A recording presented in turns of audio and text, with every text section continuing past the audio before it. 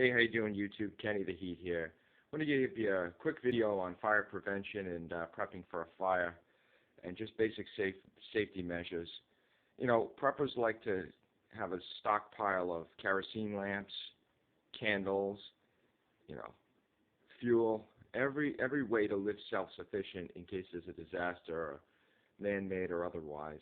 But one of the things I think we fail when we prep is we don't have enough security measures as far as fire is concerned.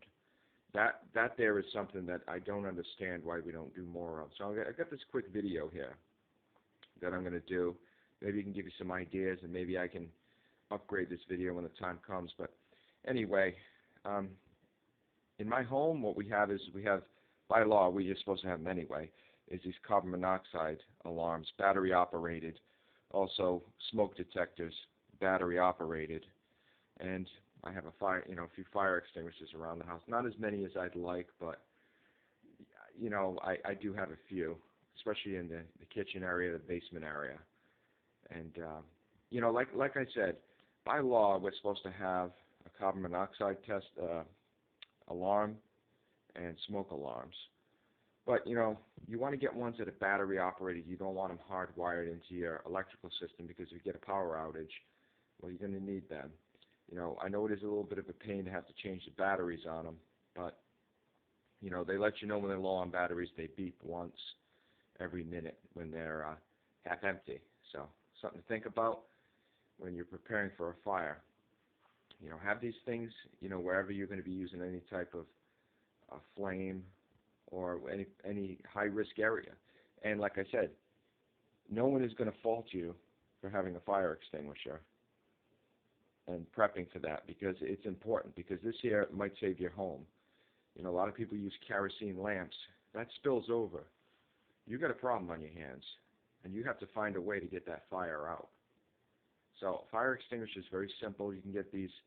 These are pretty much the dry chemical fire extinguishers, and right on it has the instructions. As far as I'm concerned, that's too late. But pretty much the way this fire extinguisher works, or this type, is it's a multi-purpose. Dry chemical can be used on electrical and grease and combustibles. So it's a good multi-purpose.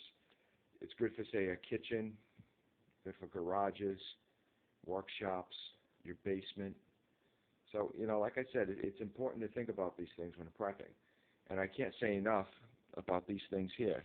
These things are just warnings. That's all they are. They're not going to put the fire out. You have to do that.